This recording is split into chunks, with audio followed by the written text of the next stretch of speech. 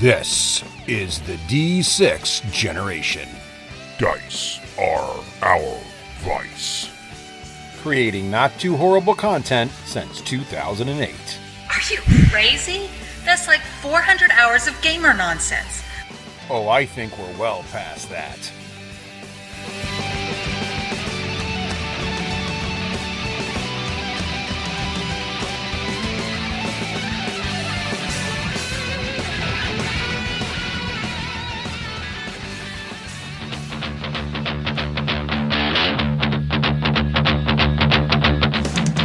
D6G Hot Take. Hey, welcome back, everybody. This time around, this isn't really a hot take. This is actually more of a slow burn. I have with me here today Tim Colonna, who's a local friend and friend of the show and gaming friend. And he has quite the journey. He's had quite the journey over the last few years. And Tim, first of all, are you now or have you ever been a gamer? Well, I am. I must admit that I am. Yes. Yeah. And how did you get started in gaming? I mean, way back in the late 70s, early 80s with, buying my first AD&D books at the local bookstore. Then now you're dating yourself with AD&D. Well, I still play AD&D with my kids, and I actually have an active first edition group that I run a campaign for. Oh, wow. That's old school. Yes. Okay. And then how did you segue that into it's a journey we're all familiar with. How did you segue that into miniatures? When I got into the military and got to my first duty station at Fort Rucker, I got introduced to Warhammer there from a local game shop. I actually worked there part-time. We were big Magic players, and I kind of segued into Warhammer, which kind of renewed my interest in Battletech.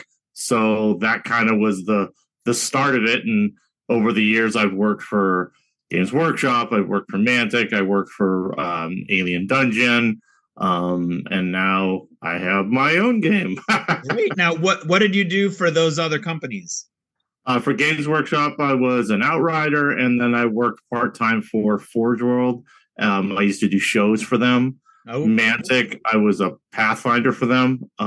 So that's I actually still am a Pathfinder. So I did demos and shows and that sort of thing. Alien Dungeon, I actually worked for them at all the HMGS shows. So I used to go to Cold Wars, Historicon, Fallen every year. And I also worked on the All Quiet on the Western Front Kickstarter. Very nice. I helped beta test and write some of the rules and that sort of thing. That's great. And that all leads you to Trilaterum. Correct. What is Trilaterum? Give us the elevator pitch for Trilaterum. Sure. So Trilaterum is a 15 millimeter sci-fi miniatures game. It's set thousands and thousands of years in the future. Mankind has set off to the stars. The colony ships that originally launched, 100 years ago have finally gotten to some planets and started making colonies. And inevitably, as you start setting up colonies on other worlds, you meet alien races, and sometimes they're friendly and sometimes they're not.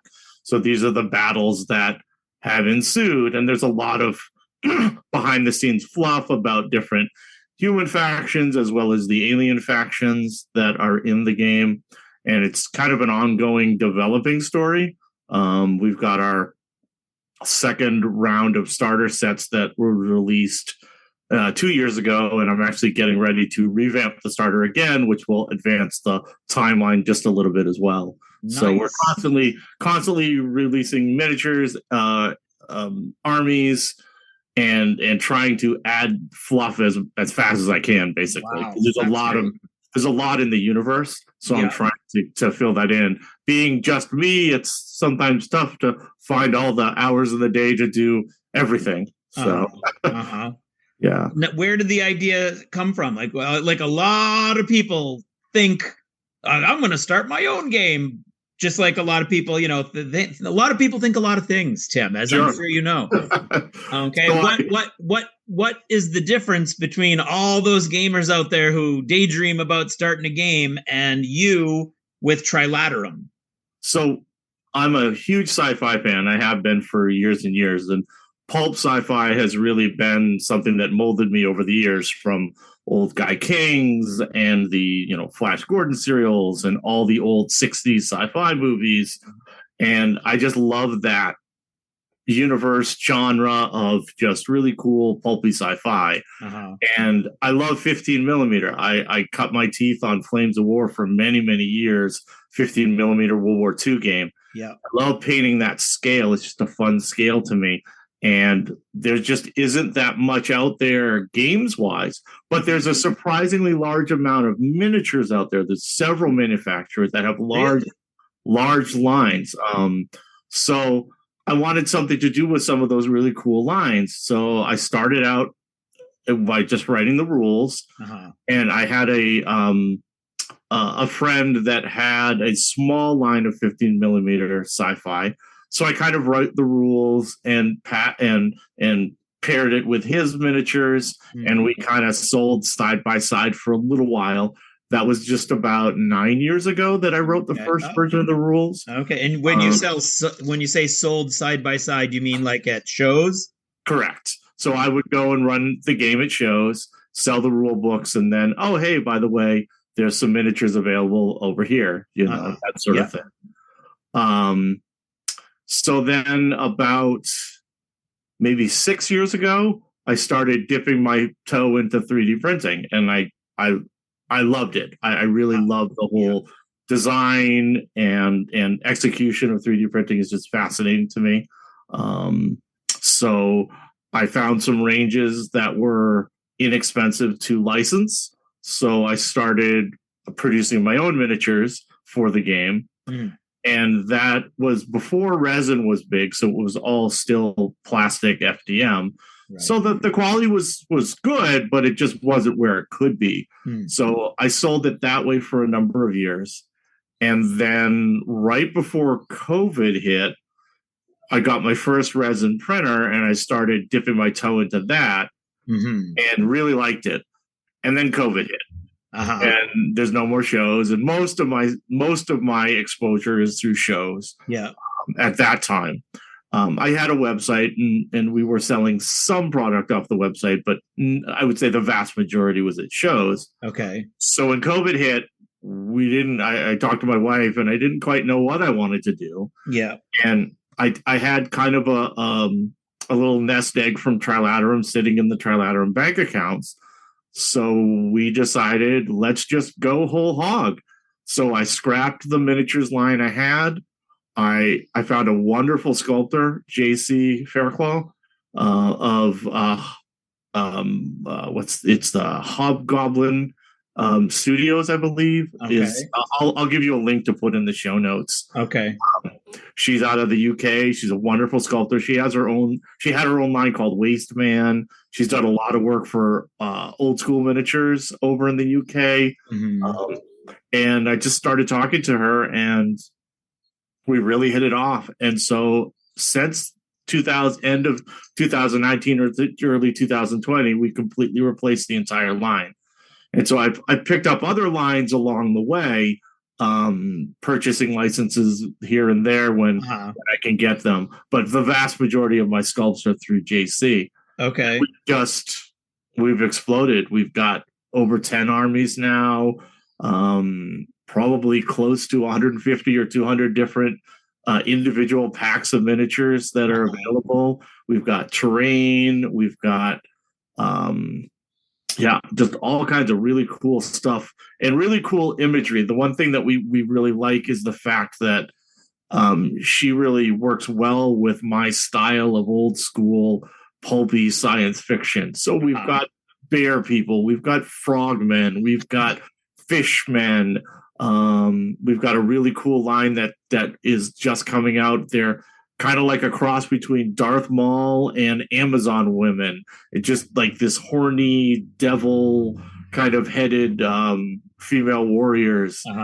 I just got a whole new line of Brontosaurus sci-fi creatures that are amazing. They're these big, chunky, with long, Brontosaurus necks, and just these cool weapons on their shoulders. I mean, just great, cool stuff. Awesome. Yeah. I want to go back because I as things occur, I don't want to just rush past them. First of all, when you got your first resin printer, yes. For people who don't really know the difference, and like for me, for instance, I'm just like resin. I don't know. Printing is printing, and that's cool, and it's like wizardry. What did that first resin printer? What did it do for you that was so cool? That was so different? So on a traditional FDM plastic printer, you're limited to how small each layer can be. So for those that don't know, every 3D print, you basically take an object and you slice it. So it's like putting it into a big bread slicer. Mm-hmm. And those slices, how thick they are, will determine how much you see for striations on the miniature. Yeah. So on a traditional FDM printer, you can only get so small, and you can usually see the lines. You can get it so that they're almost indistinguishable, but they're there, and you can only get so much resolution, so much detail. Okay. On a resin printer, that factor is much smaller. Uh-huh. So on a typical print for an FDM, I'm printing each layer at maybe 0.1, 0.12 millimeters. On a resin printer, you're at 0.04 to 0.02, so 40 to 20 AUs. Yeah. So the lines become indistinguishable to the human eye. So you get much better results, a better looking product. And honestly, if you have a good dialed in resin printer, it's indistinguishable from a plastic injection molded model, because you just can't tell the difference. Because the human eye just can't see the lines when they're that small. Right. Okay. Well, that is awesome. That's a game changer. It is. And over the years, resin printers, when they first came out, were in the thousands, and then all of a sudden they were down at the same price, very close to the price of your typical FDM printers. The difference was the size of the build plate, so how much you could print at a time was much smaller. Okay.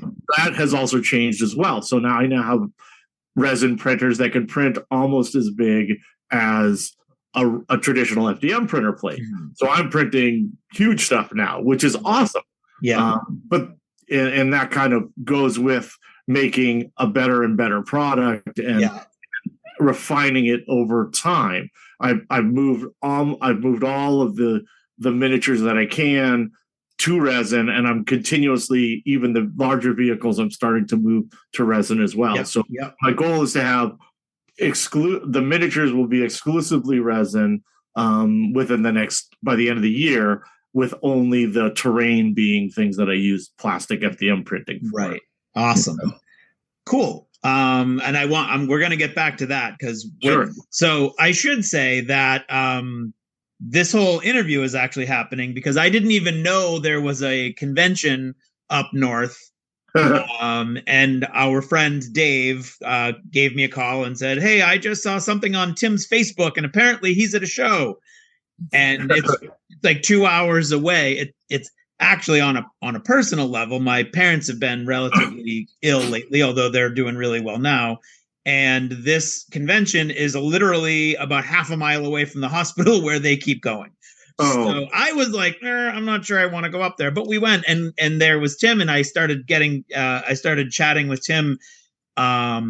And your story about what happened in COVID and what you did through COVID is really fascinating to me. I want to get to that, but I got a couple more of these questions and clarifications, because I know a lot of people who listen to the show want to get into gaming. They people want to write, that people want to design, people want to draw.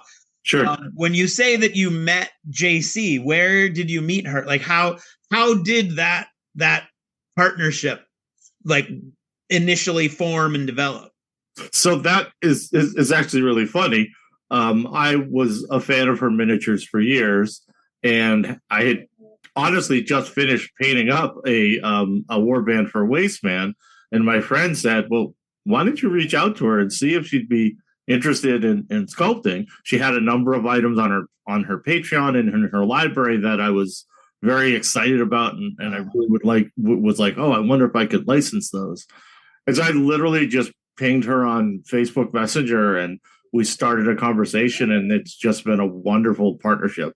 That's awesome. And she does great work, and I can't say anything bad about it. It's a wonderful relationship. Awesome. So being active in the community and just reaching out, right? Not being afraid of rejection, I guess. Correct. And so in that answer, you were also mentioning this third point that I wanted to go back to a little bit is you saw some stuff that you liked of hers and you wanted to maybe license it. And then you've said several times where you saw some lines and you wanted now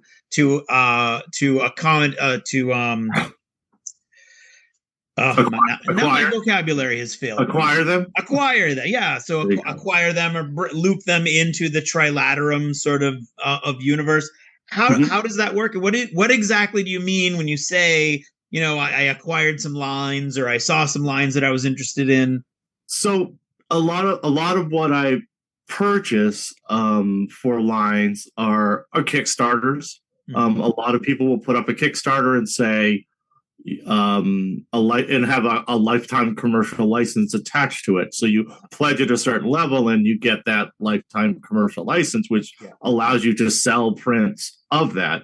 So there's actually some pretty good value out there. There's a lot of Kickstarters that you can pick up for very reasonably priced that has that commercial license tacked onto it. Mm-hmm. And then I just, if there are miniatures that, I look for miniatures I really like, miniatures that I want to incorporate into the line, terrain pieces, anything that I can use to further Trilaterum, really.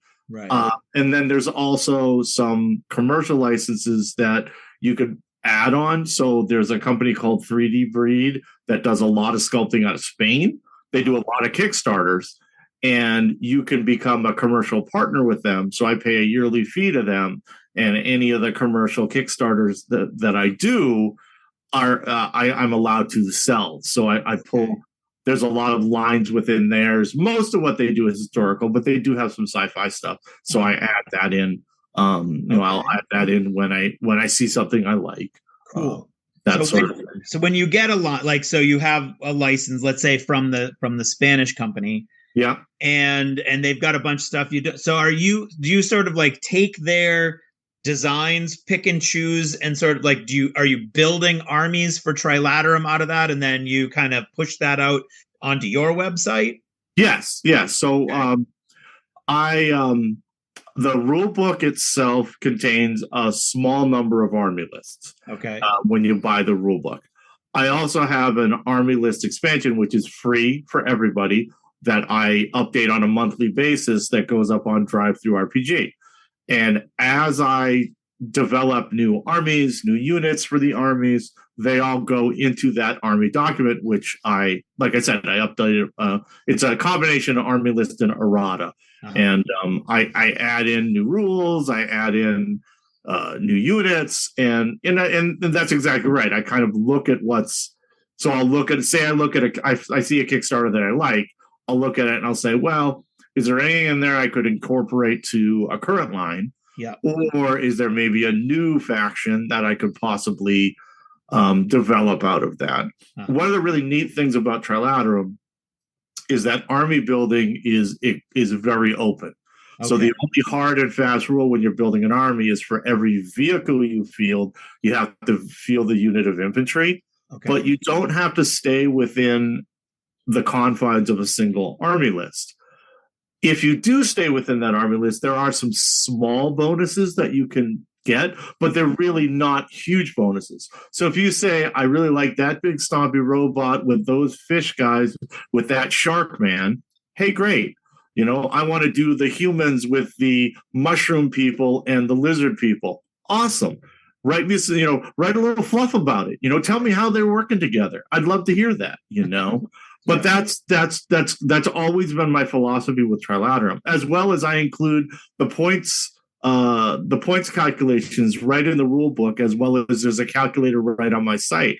So if you have a cool miniature that you want to play, you plug in your stats and it gives you the points value for that miniature. I love seeing what people come up with. Awesome. So yeah, it's a really open system. So I do a lot of wacky things. I'll be like, oh, I really like. For example, I picked up a Kickstarter that it was all mechs, all these different multi-part mechs, and one of them had a really cool Iron Giant vibe to it. Okay. So I was like, oh, I really like that. So I got the deliverables of the miniatures. I test printed them. I painted one up. I was like, love it. So then I wrote this whole little story about how this was an AI that was buried on this planet that some explorers went to, and they woke it up, and then all of a sudden some aliens landed and they got into this firefight, and the AI was like, you know what, I'm going to help the humans. And so all of a sudden now this sentient AI robots just are walking around with the humans, know? Cool. And that's kind of how the process went. I just saw something and I said, yeah, let's make that work. I think that's cool. Cool. Okay, so let's go back to the beginning of the pandemic, right? So you just started with resin. You're really liking that. I think you had just started working with JC, you said? Yes. And then your lifeline to your community gets shut down. Yes. Right? And all of a sudden, and it's a familiar story. Many entrepreneurs in and out of gaming, got whacked, something vicious, and many of them gave up, right? They died. I mean, it's already, you could attest to how hard it is to be an entrepreneur, especially in a niche space like gaming, right? Yes. But instead of just kind of folding and giving up, you took this opportunity, and like you said, you had this nest egg, right? That you had, again, very smart entrepreneurship. Instead of being like, oh, look, cool, my little game is going to allow me to buy other, like they say about drug dealers, never do your own stuff, right? Sure. Instead of rolling the money into other games and cool stuff like that, you kept it. And so it gave you the capital. What did you do when that moment came and you had to face this new reality? What did you do? So, like I said, I right after the pandemic hit, that was when I started working with JC. Yeah. So I put some of that nest egg to her. Yeah. And the other thing I did was I decided to go back to basics and take the entire game itself and do a full polish pass. Mm-hmm. So we're all working from home. We got a ton of time at our hands.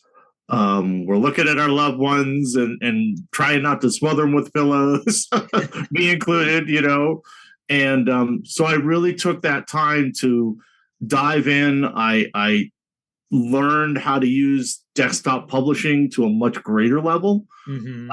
I utilized that to take the rule book and really just ratchet it up to about an 11.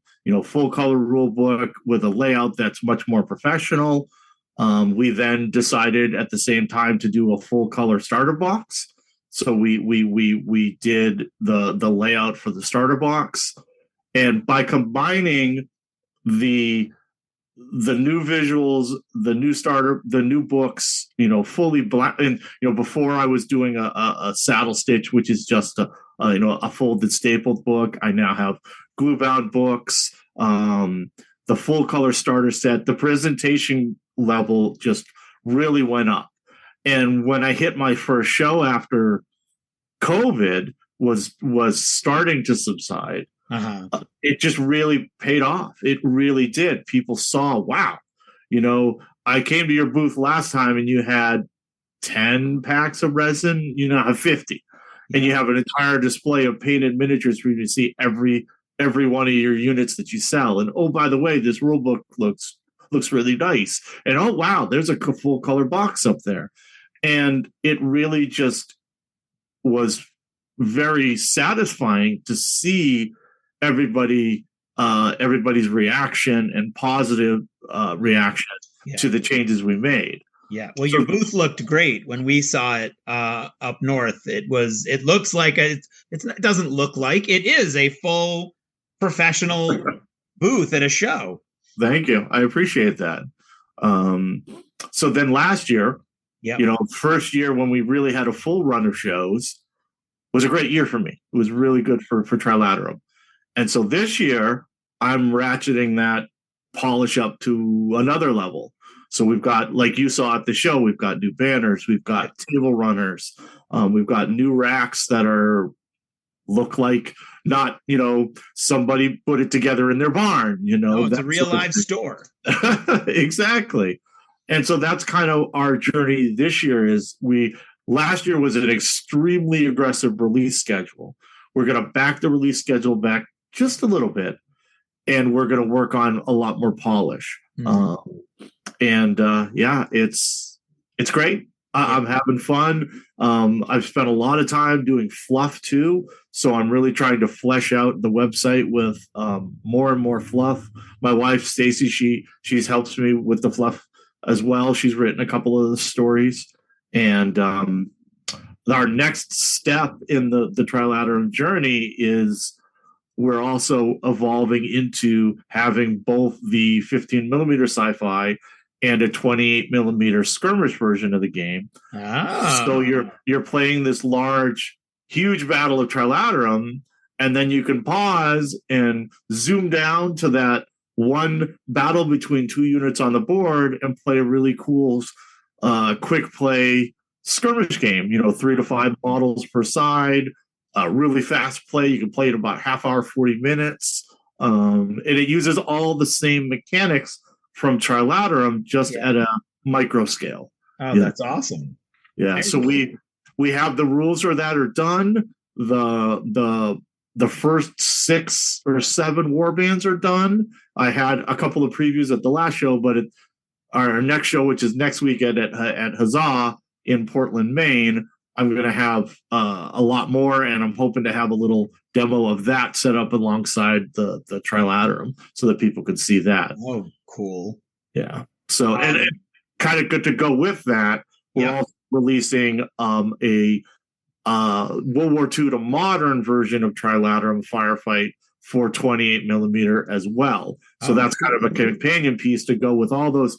I have all those historical lines, which I do love historicals. Yeah. And I just picked up a really cool Vietnam line from 3D Breed. So I decided, you know what? I want something that I could sell alongside these historical miniatures as a game. So Trilaterum, it's called Tango Uniform Firefight. And that's our historical version of the game. And that's available right now as well at shows. It'll be up on the website in the next few months. Awesome. Yeah. So when we were chatting at the show, one thing that got me was your description of your basement. Can you? So you live in a normal house. You've Correct. got a normal basement, but now what does your normal basement look like? It's all 3D printers. I've got 1, 2, 3, 4, 5 FDM printers on one side. I've got 1, 2, 3, 4, 5, 6 resin printers on the other side, and product racks in the middle. Crazy. And you just run them all day? All day, every day. Wow. Yep, they just run 24/7 pretty much, except for when they break down, which happens frequently. But that is the crux of 3D printing is you never kind of know when one is going to fail and have a breakdown. That's why I have so many of them, is so that I can make sure that production doesn't stop when that happens. Something's always running. Right. I actually had during the pandemic, I had a Kickstarter fulfillment for a guy. And the resin, one of the resin printers went. At that time, I only had 2, so I had to scramble because I was trying to get his Kickstarter fulfillment finished and to him. Oh, so you were printing for someone else for their Kickstarter? Yes, for their Kickstarter. Oh. Yeah. He it's Things from the Basement. He did a World War II train in 28 millimeter, and I printed all of his anti-aircraft guns that were on the trains, as well as I also print all of his guns that he has on his steampunk Victorian airships. I also do a couple other pieces for him as well. We have a pretty good working relationship. He actually did up a number of building kits for me that I then added 3D printed gubbins that go into the kit. So you have these really cool modular habitats, and then all these little windows and vents and everything that you can glue on. Cool. So they're all a little different. Exactly. Yeah. Yeah. And That's awesome. He did a great job with them. And I really like them. They're very popular. I sell quite a bit of them. So that is fantastic, Tim. It's such a cool story that when you take this moment in history that was so devastating to so many people, but also to so many businesses, and to see like you had positioned yourself in a way to take advantage of that sort of that pause, and that's just great to see. And I think there's a lot of lessons in your story too about entrepreneurship and design that's really inspiring, I think. Well, thank you. I won't say that there wasn't some heartache there, because it definitely was some hard choices being made during the pandemic. Because at one point, we were do we close up shop? Do we But luckily, cooler heads prevailed, and we were able to make some. And some people in another situation, closing up shop probably would have been the right call. Sure. Right. Sure. And that's what makes it so hard. You don't know, but because you had saved that money and rolled it into the business, and you were in a great position. We've only got a couple more minutes before we get shut down here. Would you like to say anything about like where it's going, or give just like a really brief, 30,000 foot overview of the game itself, like how it works? Sure. Like I said, this year is going to be all about polish. We've started a YouTube channel where we're putting gameplay videos, we're putting faction videos, some of the fluff and stories of the game we're putting into video form. We've got a lot of new releases on the horizon. Last year saw the introduction of heavy vehicles, which are really large Titans and that sort of thing added to the game. So we're going to be expanding upon those. We've got a number of new armies. One of the things that we started last year as well was army packs. So typically most of our miniatures are sold, 1 or 2 units to a pack, where we're putting together, 800 or 1,000 points all in one, kind of army in a bag kind of thing. And we're going to be doing more of those because they've been very popular. And we may even just take some of our existing lines and have those as well, so that it's easier for people to get into the game. Yeah. How cool is it to be able to say something like it's very popular? I know. That right there is a statement on success. It sometimes when I say things like that, it does kind of, blow my mind a little bit, because, I would have never, if you'd asked me 9 years ago where Trilaterum would be, I would never have thought I would be at the stage I'm at. Right. And real quick about the game, it's fast play. You can play a game in about an hour. It's got some really cool mechanics. It's an integrated turn system where one side activates a number up to 3 units, and then play passes to the other side. You kind of go back and forth until the end of the turn. As I said, we've got a number of different armies and factions. They're all available on our website. Come check it out. It's a lot of fun. And what is the website? www.trilaterum.com. Oh, well, that makes sense. Spell Trilaterum, or I will.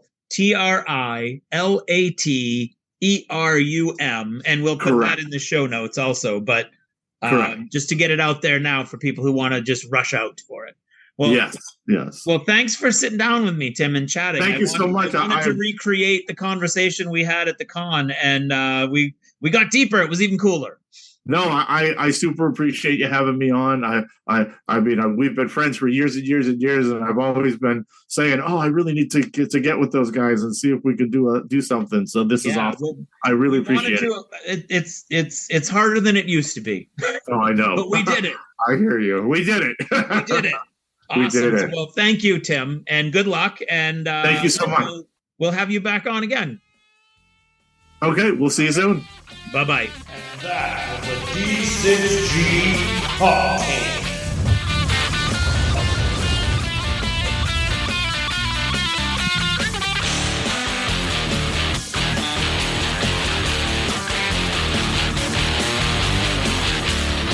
Achievement unlocked! You've made it to the end of another D6 Generation episode, the podcast whose humor has universally been acclaimed as not too horrible. Please let us know what you thought of the show by emailing us at info@thed6generation.com. If for some inexplicable reason you actually enjoyed this show, you can help others find out about it by leaving positive reviews on iTunes. Thanks for listening and happy gaming.